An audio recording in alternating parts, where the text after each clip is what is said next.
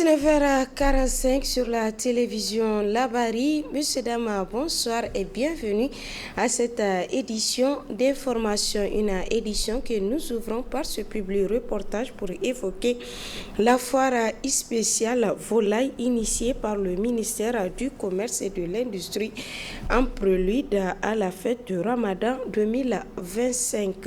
Un véritable succès qui a permis à la population de Niamey de s'en procurer de la volaille à moindre coût. N'est-ce pas, Adam Ousmane? La disponibilité et surtout l'accessibilité de la volaille, tant prisée pendant les fêtes de Ramadan, tel est le souci qui a guidé le ministère en charge du commerce à initier avec les acteurs exerçant dans le domaine, à savoir l'association des revendeurs de volaille du Rodogormo, une foire spéciale. Le choix de la place de l'ex-petit marché de Niamey en plein centre-ville à quelques encablures de l'hôtel de ville n'est pas fortuit, car emblématique aussi bien pour les vendeurs de volailles que la population. Pour une réussite de cette grande première, le ministère du Commerce a pris toutes les dispositions nécessaires. Dans le cadre de l'organisation de cette foire, il a été demandé à la ville de Niamey, appuyé par la police nationale, de sillonner en tout cas toutes les grandes acteurs de Niamey et essayer de voir où les vendeurs de volailles sont en train de s'installer de manière anarchique et de les faire converger ici sur cette place du petit marché. Donc en ce sens, on peut dire que les prix ont été uniformisés parce que tout celui qu'on a amené ici, il est obligé de vendre au prix qui a été fixé officiellement avec cette organisation. Ces prix s'entendent donc 3 000 francs, le prix plafond pour les poulets et 4 500 francs pour les pintades. Une initiative vivement saluée par la population ayant envahi ce lieu pour s'en procurer la volaille à moindre coût. Je suis vraiment content de l'initiative du CNSP et du gouvernement pour la foire des pintades et des pintades et poulets là qu'ils ont organisé au niveau du petit marché. La qualité que ça m'a apporté, c'est que j'ai l'habitude d'acheter la pintade à 6 000, 7 000 francs. Aujourd'hui, j'ai acheté ça à 4 500. Et j'ai l'habitude d'acheter le poulet à jusqu'à 4 000, 5 000. Aujourd'hui, j'ai acheté ça à 3 000. En tout cas, c'est vraiment bien parce que c'est une première fois. Donc, nous les souhaitons bonne chance et puis courage à ça. Oui, c'est une bonne initiative. Les prix sont abordables, donc ça fait plus d'économie, quoi. Allah alhamdulillah. Miro kar mar mun dineram kagadi. Amma la bizai ihangan hinosi. Ner kai irgir fono go gumgumo. Barkan ka kullu zongi yagga zongi du. Matkul kana berinda. Bore mo go fahmisi. Dindi bir fo nimdi kai ni kagan bandaga. Ba kai kan iskan gumo. Yan ga laboni go ga. Labuda go sande rar mo yakadir sande dan. Ni da asti. Lalle fitul kunno sigiti. So yo yan ga iko mal barkada. Ba yino jingar fuka. Bore min gada kare kanandi im yanda gina kulganda. Hay ku suki ar bore go tadandi. Za bandi ma dai fala. Im kai maner bure se dugunai. Satisfait également du côté des membres de l'association des vendeurs de volailles du Rodogormo qui louent les efforts consentis par les autorités compétentes à leur égard.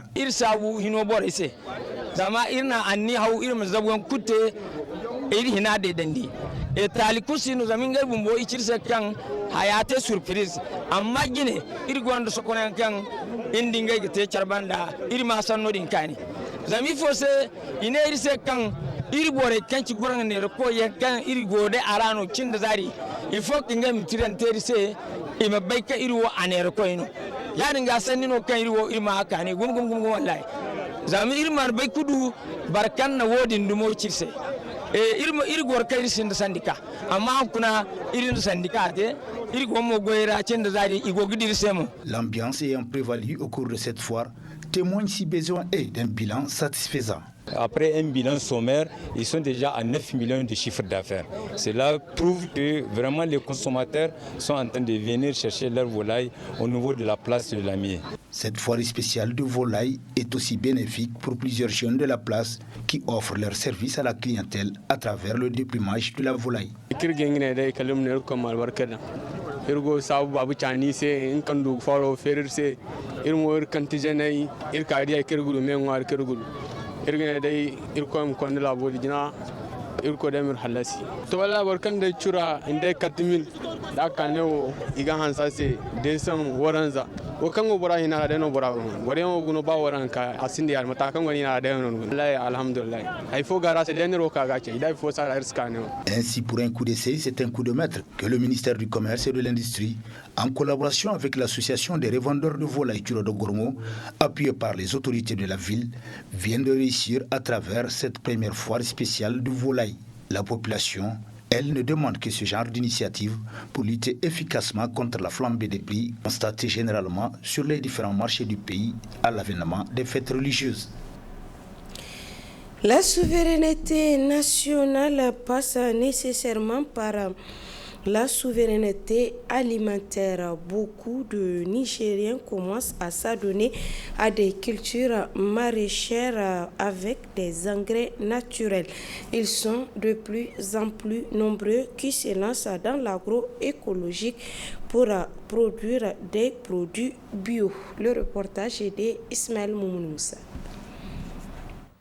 Accroître sa production, manger sain, tout en protégeant sa santé et l'environnement, tout ceci en moins de coûts, cela est possible grâce à l'agroécologie.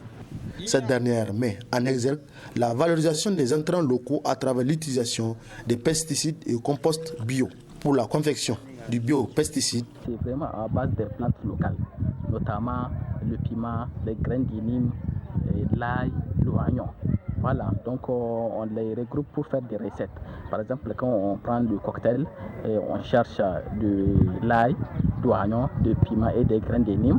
On va les piler, peser 1 kg chacun et mettre ça dans un récipient, ajouter de l'eau et laisser pendant un moment, 12 heures à 24 heures, le temps de macération.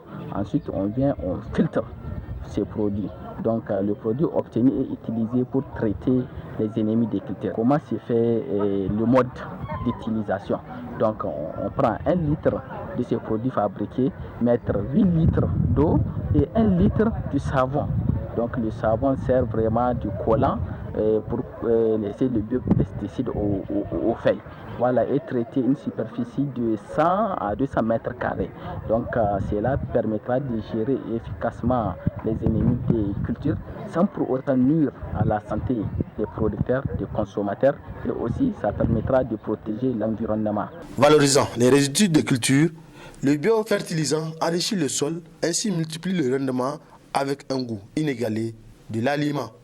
Se composte à base des résidus de culture, notamment les herbes sèches, la paille, les tiges de mil, les tiges de sorgho, la fan de niébé, ensuite le fumier, la cendre, donc pour les mélanger ensemble et laisser un temps de décomposition.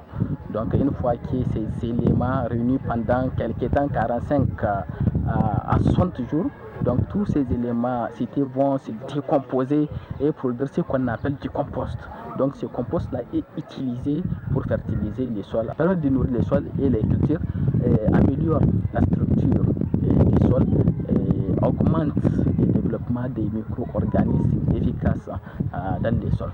Donc ça ne nuit pas au sol, ça ne nuit pas aux cultures et permet aussi de protéger les producteurs et les consommateurs. Sachant que les engrais et les pesticides chimiques sont non seulement chers, mais également nuisibles à l'environnement et à l'homme, alors l'agroécologie demeure la solution pour l'atteinte de la souveraineté et sécurité alimentaire, surtout pour un pays comme le Niger.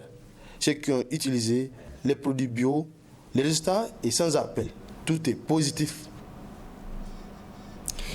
Il vous souvient que dans un communiqué signé par l'administrateur délégué de la ville de Niamey, interdiction est faite à la population de construire des fosses septiques dans la voie publique. Ainsi, il est demandé à la population de se conformer aux tests dans un délai d'1 an. Retour sur les tenants et aboutissants de cette mesure à travers ce reportage signé Adamou Soumana et Ibrahim Abdou. Donner l'image digne d'une capitale à Niamey, tel est l'un des soucis majeurs des autorités actuelles de la ville, les ayant conduits à prendre d'importantes mesures qui visent l'amélioration du cadre de vie de la population. Au rang de ces mesures, celles concernant les fosses septiques que l'on constate dans plusieurs riels de Niamey se trouvent en bonne posture. C'est une mesure existante, mais malheureusement qui n'est pas respectée. Donc elle rentre dans la droite ligne des dispositions prévues par l'ordonnance 93-13 du 2 mars 1993 instituant un code d'hygiène publique en République du Niger qui, à son article 14, stipule qu'il est interdit de construire des puits perdus, des puisards, des fosses septiques ou un ouvrage d'assainissement individuel, n'est-ce pas, à moins de bénéficier d'une autorisation des autorités compétentes. Ceux qui se livrent à ces pratiques, si vous voulez, s'exposent, car ils exposent leurs enfants à des maladies telles que le paludisme, la diarrhée, le choléra, les maladies hydriques. Ils exposent également leurs voisins, ils exposent toute la communauté. Et souvent, même des usagers. Parce que souvent, on a des plaintes. Il arrive des moments où des motocyclistes tombent dans ces fosses-là. Donc, c'est qui est vraiment un danger public. Donc, c'est ce qui a motivé l'administrateur délégué de la ville de Niamey à prendre cette initiative, comme je l'ai dit, cette mesure qui n'est pas une nouvelle mesure. Occasion pour ce responsable municipal de lever tout équivoque sur cette mesure. Pour montrer effectivement que cette mesure, ou ces mesures, n'ont pas été prises contre les populations, mais pour l'intérêt des populations, il a été donné un délai d'1 an pour demander, n'est-ce pas, à tous ceux qui sont dans cette situation de pouvoir vraiment se conformer. 1 an, je pense que c'est largement raisonnable. L'appel que j'ai à lancer à l'endroit de la population, c'est de leur demander, n'est-ce pas, aujourd'hui, d'accompagner les nouvelles autorités, de s'inscrire dans la même dynamique, dans la vision. Aujourd'hui, si cette mesure a été prise, c'est vraiment dans le souci de rendre notre capitale propre. La modernisation de la ville de Niamey passe par, n'est-ce pas, le sacrifice, passe par l'accord de tous, passe par l'accompagnement de tous. Et je crois que c'est ce que nous ne cessons jamais de demander, c'est ce que la population demande.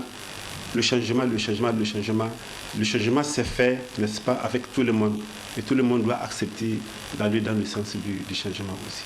Un délai plus que raisonnable donné par les autorités compétentes à ceux se trouvant dans cette situation pour se conformer à la loi. Faute de quoi, comme le dit un adage, qui aime bien, châtie bien.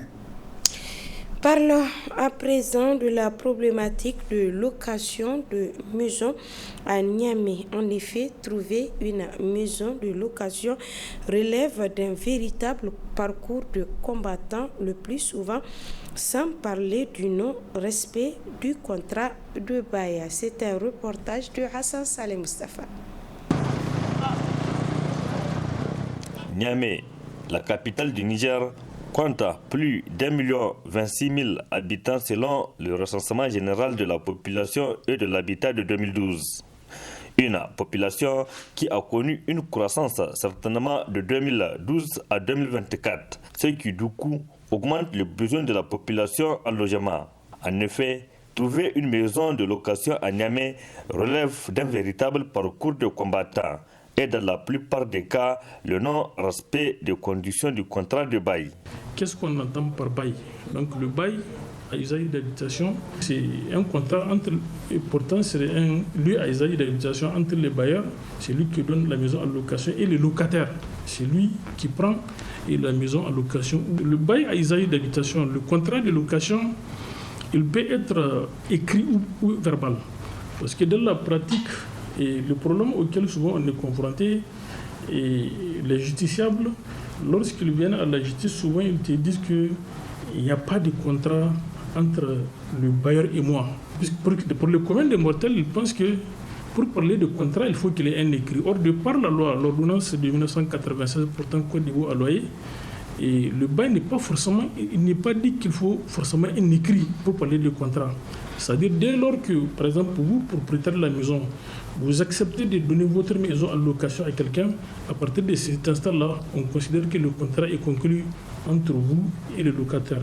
Ainsi, à Niamey, le problème entre les locataires et les bailleurs fait partie du quotidien de la population. Au tribunal de l'arrondissement communal Niamey 2, les dossiers de problèmes de location sont toujours sur la table. Les droits de propriété, ce n'est pas un droit absolu. En droit, il y a ce qu'on appelle la théorie de l'abus des droits. C'est-à-dire que vous pouvez être propriétaire, vous pouvez avoir un droit, mais vous pouvez être aussi amené à abuser de ces droits-là. Lorsqu'il y a un usage abusif d'un droit, eh bien alors une tierce personne qui a été victime de cet abus de droit-là peut saisir les juridictions pour demander à être dédommagé. Les droits de propriété, ça ne donne pas, en tout cas aux bailleurs, les droits de violer jusqu'à l'intimité, jusqu'à la vie privée du locataire. Ça ne lui donne absolument pas ces droits-là. Et lorsque vous êtes bailleur, vous avez un certain nombre de droits, mais vous avez aussi des obligations. Tout comme le locataire, il a un certain nombre d'obligations à l'égard du bailleur, mais aussi il a des droits qu'il faut respecter. Le problème de bail pourrait réduire de façon significative au Niger si toutefois l'État réglemente le bail, notamment en fixant les tarifs de location au plan national. L'ordonnance de 1980 portant code de à l'œil, c'est une ordonnance qui a été adoptée pendant la transition militaire de 1996. Et cette ordonnance a prévu en son article 17 la prise d'un décret d'application qui doit fixer les tarifs des loyers dans notre pays. Normalement, il y a une commission nationale de tarification regroupant donc l'administration, c'est-à-dire l'État, et les représentants des bailleurs, les représentants des locataires et les représentants des organisations de dépenses des droits des consommateurs. Donc c'est cette commission-là, c'est elle qui doit définir les critères de tarification des loyers sur toute l'étendue du territoire national. De 1996 à aujourd'hui, ce décret d'application-là n'a pas encore été pris. Et donc du coup, c'est le juridique qui l'a fait que bon, donc comme il n'y a pas de texte qui encadre ça, aujourd'hui maintenant, bon, s'il y a une sorte d'anarchie, les bailleurs sont libres donc de fixer les tarifs qu'ils veulent. Les bailleurs et les locataires sont donc des partenaires. Tout différent entre les deux parties doit avoir une solution pacifique et au cas contraire, les juridictions seraient les derniers recours. Place à présent au rendez-vous hebdomadaire de la chronique judiciaire dont le numéro d'aujourd'hui traite de la détention provisoire, un sujet abordé par Maître Souleymane Seydou. Il est avocat à la Cour. Très bonne réception et au revoir.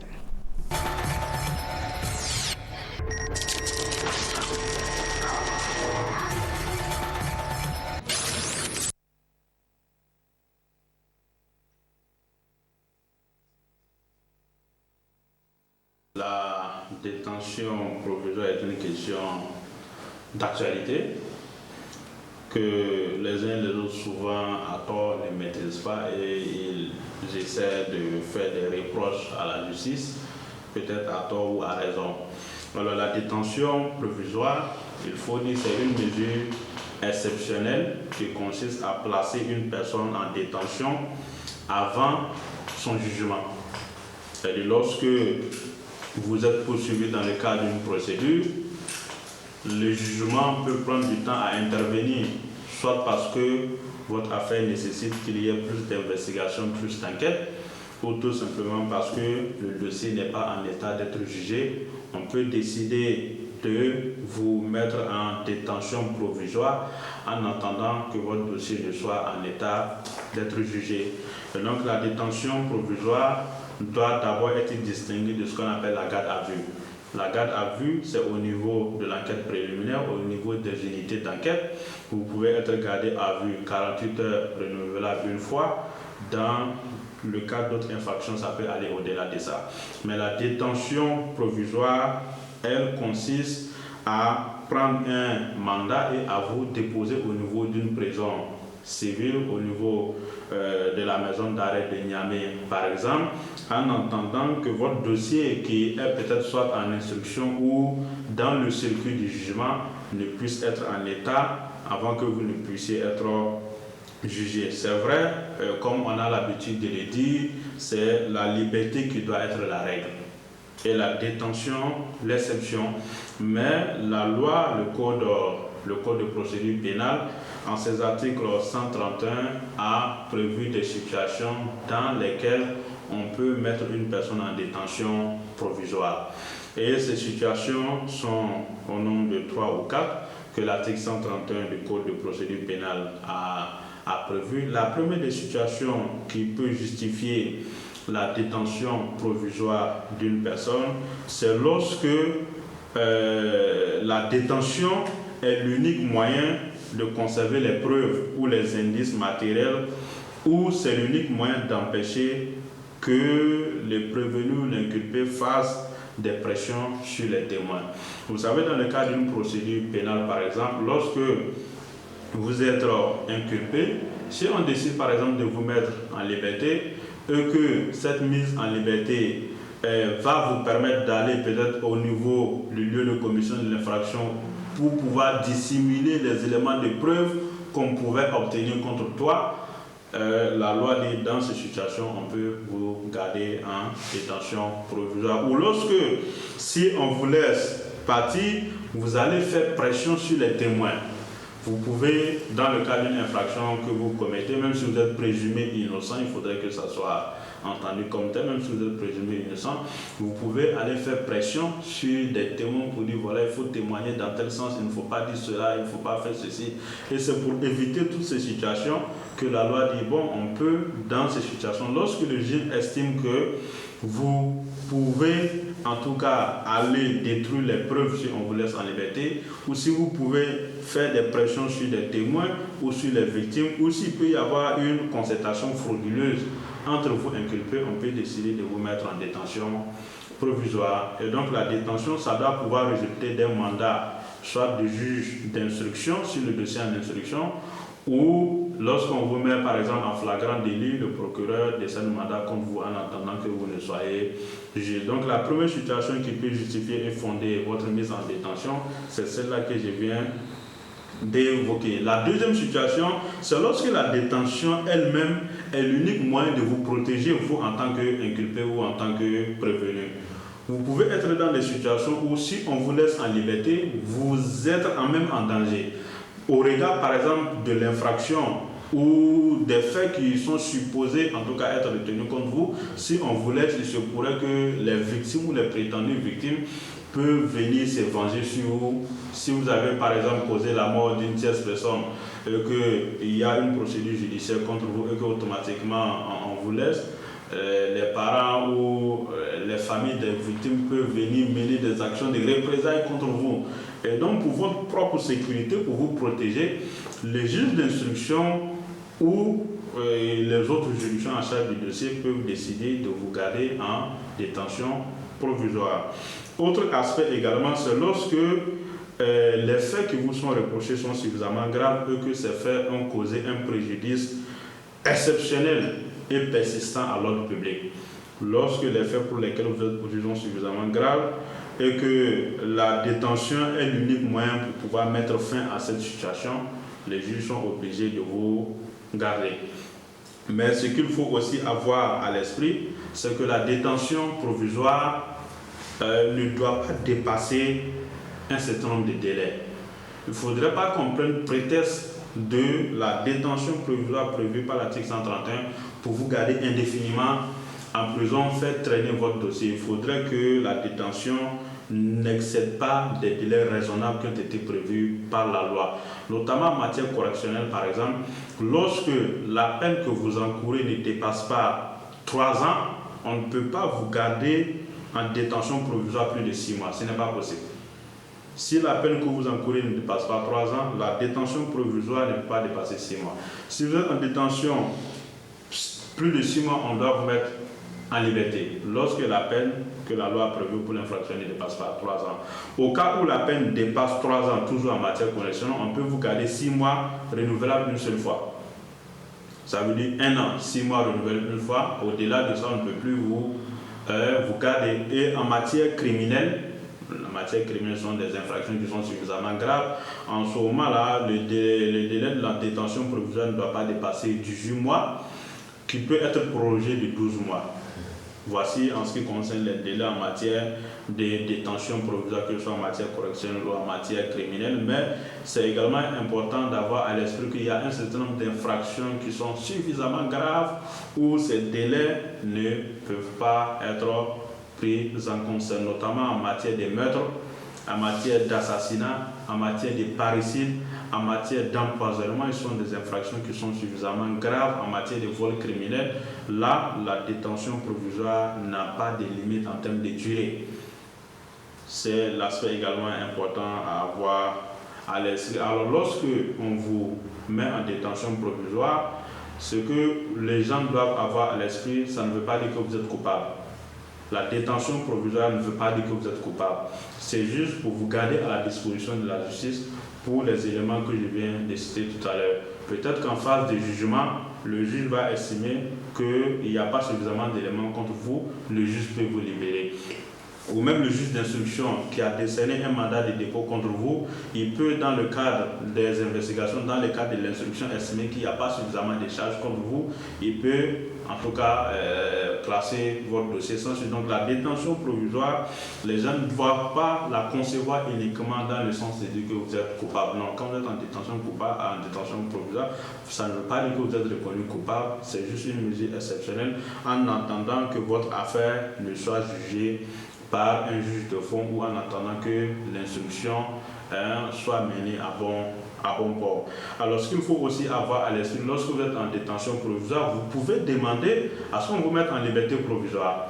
Il y a la détention provisoire, il y a également la liberté provisoire. Si vous estimez que les raisons pour lesquelles on vous a gardé, puisque tout à l'heure j'ai évoqué l'article 131 qui énumère un certain nombre de cas, un certain nombre de conditions dans lesquelles on peut vous déposer en détention provisoire. Si ces conditions ne sont plus réunies, vous pouvez introduire une demande de mise en liberté provisoire. Ou lorsque vous constatez que votre dossier prend suffisamment de temps, à chaque fois vous venez, on renvoie, vous venez, on renvoie, vous venez, on renvoie, on dit que le dossier n'est pas en état, vous pouvez introduire une demande de mise en liberté provisoire. Et à tout moment, à tout stade de la procédure, vous pouvez introduire votre demande de mise en liberté provisoire, que ce soit devant le juge d'instruction qui est chargé d'instruire votre dossier, vous pouvez introduire une demande de mise en liberté. Que ce soit devant la juridiction de jugement, vous pouvez introduire votre demande de mise en liberté provisoire. Cette demande-là, le juge peut accéder à cela en vous mettant en liberté, ou il peut vous mettre en liberté en demandant un cautionnement, que vous déposez une caution pour pouvoir vous mettre en liberté. Mais l'un dans l'autre, même lorsqu'on vous met en liberté, ce que les gens doivent avoir à l'esprit, c'est que quand on met une personne en liberté provisoire, cela aussi ne veut pas dire que la personne est innocente. Parce que, je l'ai dit, quand on te met en détention provisoire, ça ne veut pas dire que tu es coupable. Et les citoyens doivent aussi avoir à l'esprit que lorsqu'il y a une procédure diligentée comme une personne, et qu'on met la personne en liberté provisoire, ça ne veut pas dire que la personne est innocente.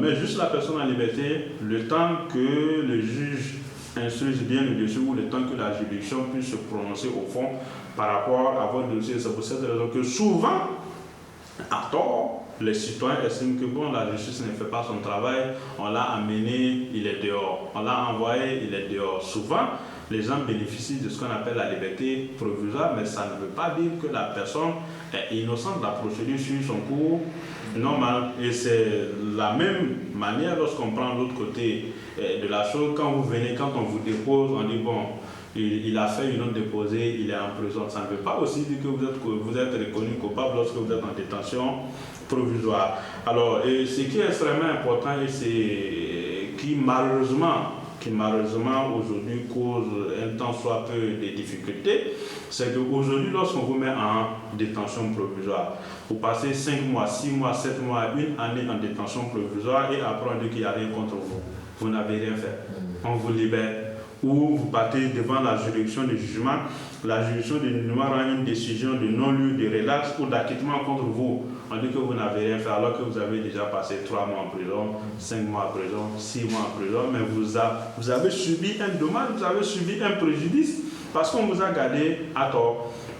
En ce moment, il faudrait naturellement qu'on répare le dommage que vous avez subi. Il faudrait qu'on puisse quand même vous mettre dans une situation de confort parce qu'on vous a privé de votre liberté qui est un droit aussi fondamental. Et donc à ce niveau, malheureusement, c'est l'article 141, point premier du code de procédure pénale qui reste cette question-là qui dit que lorsque une personne a été mise en détention provisoire et que par la suite la personne a été acquittée, relaxée ou autre, la personne peut introduire une demande d'indemnisation devant une commission qui est créée à cet effet. Et la commission est composée de 3 magistrats de la Cour suprême, c'est ce qui est ainsi, mais nous disons de la Cour de cassation, mais malheureusement aujourd'hui, cela n'est pas effectif. Aujourd'hui, cette commission elle ne fonctionne pas. Et donc même lorsqu'on vous met en détention ou on vous relaxe, vous ne savez pas contre qui vous allez vous prendre ou à quel niveau vous allez déposer